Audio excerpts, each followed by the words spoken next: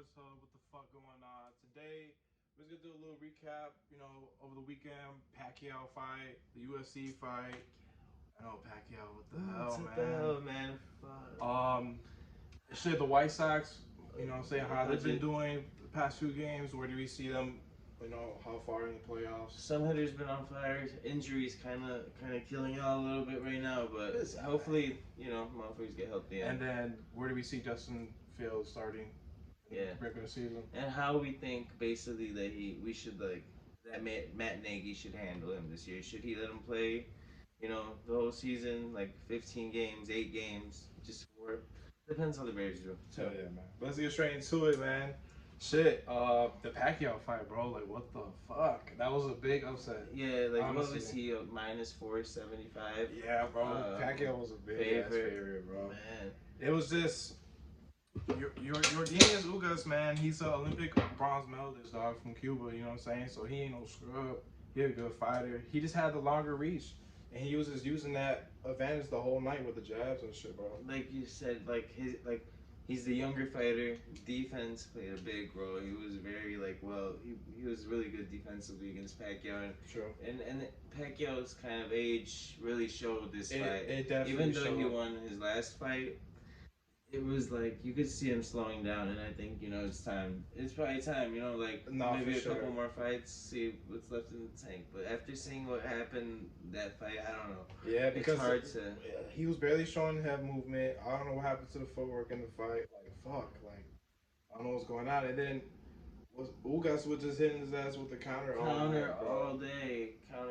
So big upset. I mean, we're definitely. We're definitely gonna see Ugas around still, bro. He's a good fighter, man. I mean, damn, he put himself on the map. I ain't gonna lie. Apparently, wasn't he like a little hurt going into the fight? Supposedly he had an injury too, but yeah, we're not 100% sure on that. Yeah, and then Pacquiao, I mean, he's still a legend, man.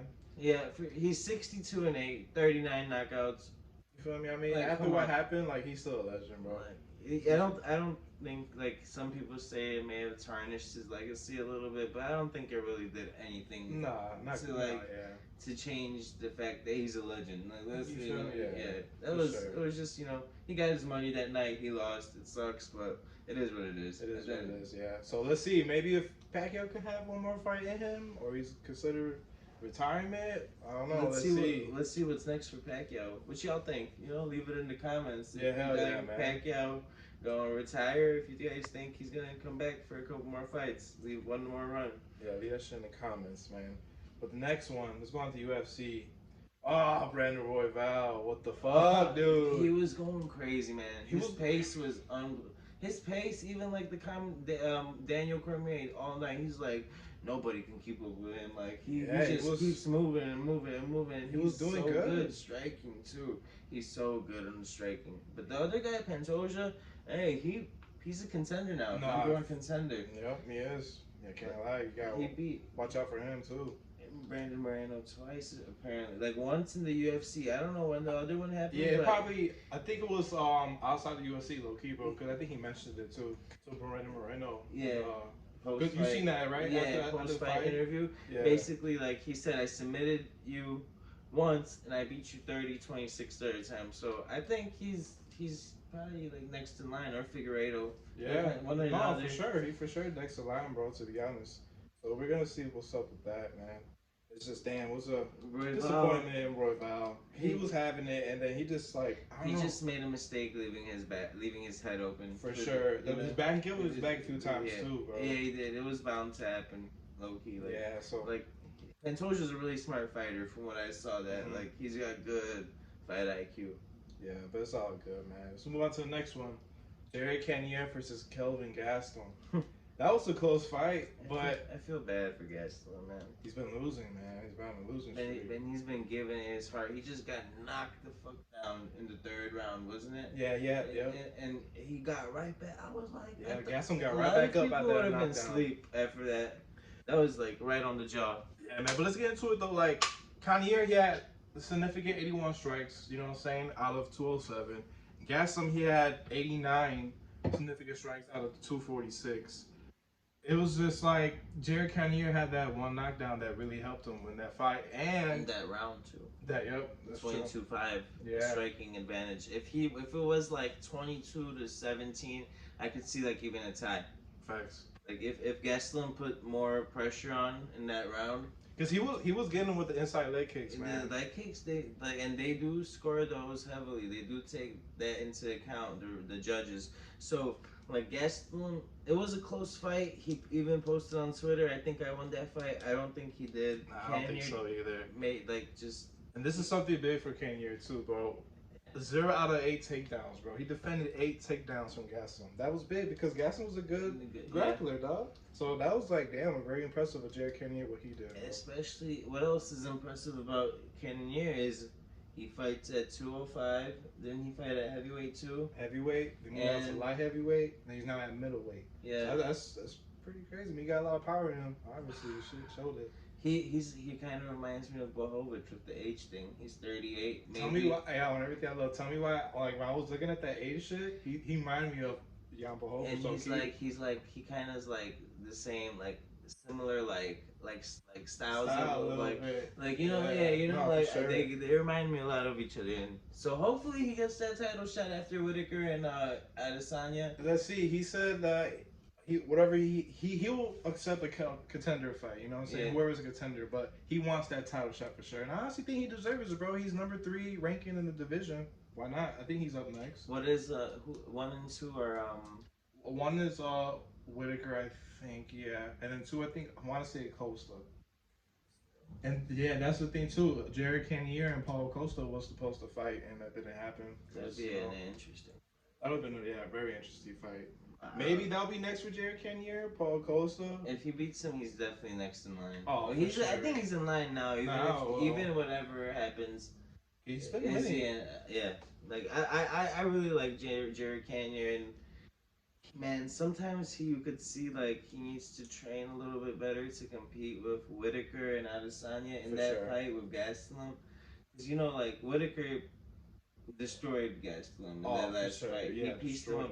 And Cannonier, he had moments where you're like, oh, can Gastelum get him? You know, like it wasn't like you weren't sure the whole way. No, for how sure. You were with Whitaker when Gastelum fought him. For sure.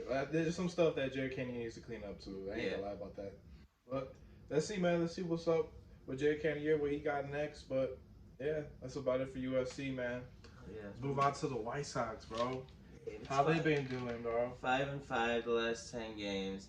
But you got some hot hitters, some bad injuries right now. Yeah. Fucking y'all up. I mean, like, let's go down the list. Like, we won 1 out of 3 games against the Yankees. You know, fuck it. But then we beat the A's 3 out of 4. You know, 3 out of 4 games and shit. That's a good team. Yeah, Oakland is a good team. And then we went down to Tampa Bay.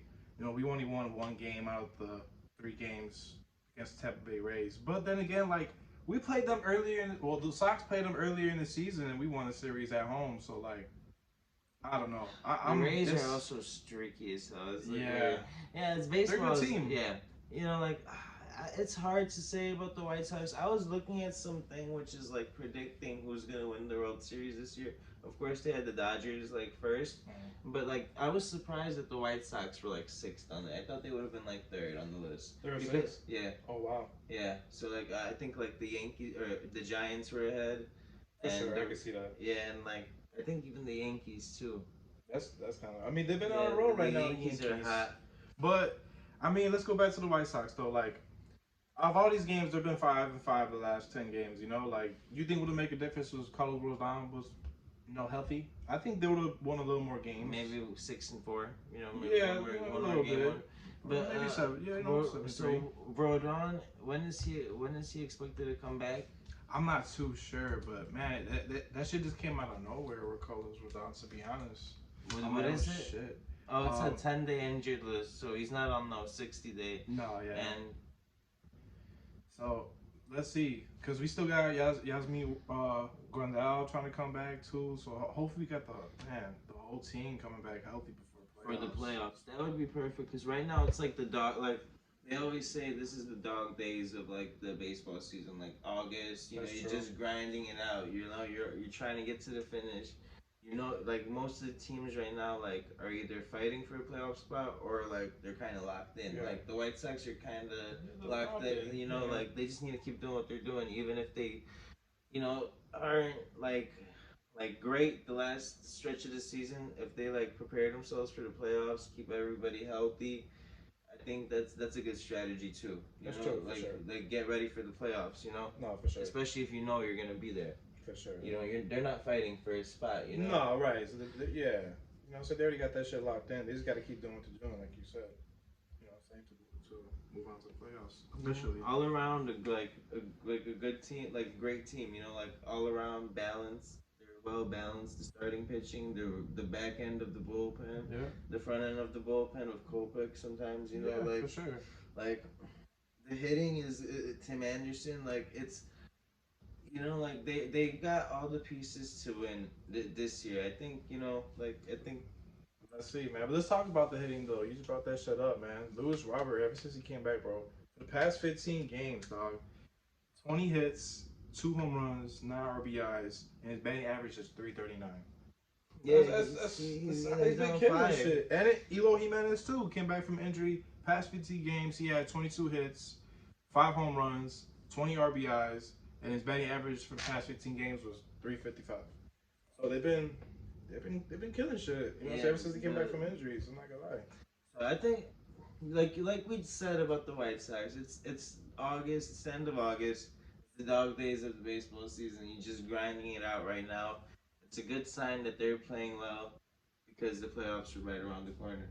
You need them to be, That's my next question too. How far a run do you see the White Sox going?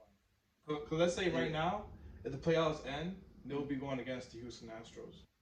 I think they could be. I think it'd be a 5-game series, and I think the White Sox could pull it off.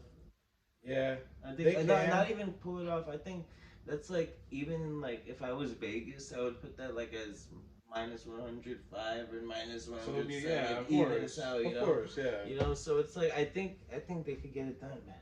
I really do. I think like they got the chemistry too, bro. Yeah, and like. I think they can get past first round too, but I ain't gonna lie. I rather want the White Sox to play the Rays in playoffs. Yeah, for sure. I think the Rays are less scary than Houston. I think Houston is probably the scariest team in the AL. Yeah, for sure. Reason. Yeah. Like maybe some people could argue that it's the Yankees because when they got everything clicking, they are fucking. They're big. They're a powerhouse. They're on a roll. Like they got Garrett Cole. They got the pitch. I think the White Sox do have like probably one of the best, maybe number 1 pitching rotations. I think they do. Yeah, they do. The whole time, I think so. When everybody's healthy, I think they're number 1. So the hitting just has to be on point. Yeah. The pitching has to be on point. The bullpen has to be just gotta, like it's hard to like say what you just gotta do what you gotta do in baseball. You gotta have the clutch hitters like you do with Tim Anderson. For sure. You got the chemistry. Sometimes I feel like LaRusso is still a bad, call for a manager. Sometimes his calls be kind of suspect. Like I don't know. I feel you on that. It's like, and I wish they got somebody else still at the end of the day that. Like even like brought Ozzie Guillen back. You know how good he would have been for that team. Like sure. Baseball managers don't do shit except keep them in check. The hitting coach does his thing. That wouldn't have changed. The pitching coach does his thing. Lewis is there to keep everybody in check. I mean, he's doing a good job. Yeah, he's doing a good job for sure. For sure. Yeah. I feel you though on that. I feel you on that. It's like bittersweet. I don't know. Yeah, I feel you. But let's see how far the Sox could go. You know what I'm saying? See, it's not over yet, but hey, doing all right. Let's move on to Justin Fields and the Bears, man. Where do you see, what week do you see Justin Fields starting? You know what? Like I said something earlier before we started filming that the Bears don't have the pieces to compete in the playoffs. Sure. But I think, man, they kind of do at the same time. Think so? Because they got A-Rob, they got the receiving core. They got a decent young receiving core that could make it happen. Justin Fields, if he balls out, we can get shit done. Like the defense, if they play their part, if Matt Nagy doesn't make stupid calls, and and if we got there with Mitch Trubisky, 12-4. Yeah. I mean, it was mostly the defense, though. It was mostly the defense that year, and we did lose Kyle Fuller, which is like, that's a big piece. That still bothers me.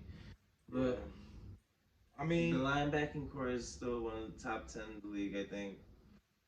Of Trevathan, Mac, and fucking Raekwon Smith for sure. Yeah, it's just. Hakeem Hicks is still there. Like, fuck. Where do I see Justin Fields starting, man? I want to say week 1, but then again, I don't want to rush him. I hope we don't rush him. That's the thing. Yeah, I wouldn't even be mad if the Bears went 3-13 and we got a top 5 draft pick to boost up that offensive line next year. I don't know about that. Cause I don't know about that one, bro. To be honest, because I don't know. Like, what are we gonna do? Go 8-8 and get a 15th pick? Like, and not make the playoffs? I mean, if we're gonna suck, we might as well throw Justin Fields in and see how the fuck he plays out. I mean, we're gonna keep on starting. If we keep losing, I feel like if we keep losing, I feel that's the mentality in the NFL anyway. Which how you're thinking, like, throw him in if Andy Dalton's losing, right? But then again, I don't want him to, like, his confidence to suffer because these consecutive losses because the Bears can't win a game. Like, he's gonna want to do everything he can to win. I don't know. It's a tough situation. I hope he comes in honestly week 4 and balls out. That's ideal for me. Yeah, realistically, that's where I really kind of see it. Like, okay, Andy Dalton fucks up probably the first 2-3 games, and Nagy just had enough of it, was fed up. You know what? Just Fields go out there and just start. Kind of like what happened with Trubisky and Foles last year. Trubisky was smoking up, or when Trubisky wasn't a rookie too. Yeah, Mike Glennon, and they just threw in Trubisky after first 3 games. But yeah, you're right. So I mean, what you said earlier that you don't want to rush Justin Fields, right? Like how we did with Trubisky, because I feel like, man, Chicago's a big sport. Like, the Bears are a big sports market up there. They're not up there with the Cowboys, but they're just under, under the Cowboys and the Patriots. It's you see, NFL Live will cover them even though they're not even a playoff team this year. So it's a big sports market. I think he's doing well with handling the cameras and all the publicity so far though. So I think he can handle that. So I think Trubisky just wasn't built for that. He wasn't ready. He was a small town fucking boy from because he was in North Carolina. This guy just played in Ohio State, basically a city, a smaller city, So I think Justin Fields is a little bit more prepared for the shit that comes with Chicago media, and Chicago criticism. You know how Chicago fans are. Yeah, not to criticize, but I honestly think it's different. I guess we rushed Trubisky when he first started, but who was Trubisky coming from North Carolina and compare it to Justin Fields? Who was he coming out of Ohio State? You know what I'm saying?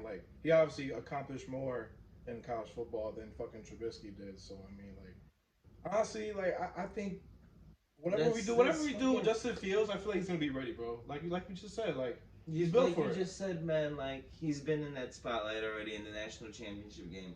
That's one of the most watched sporting events in America every year.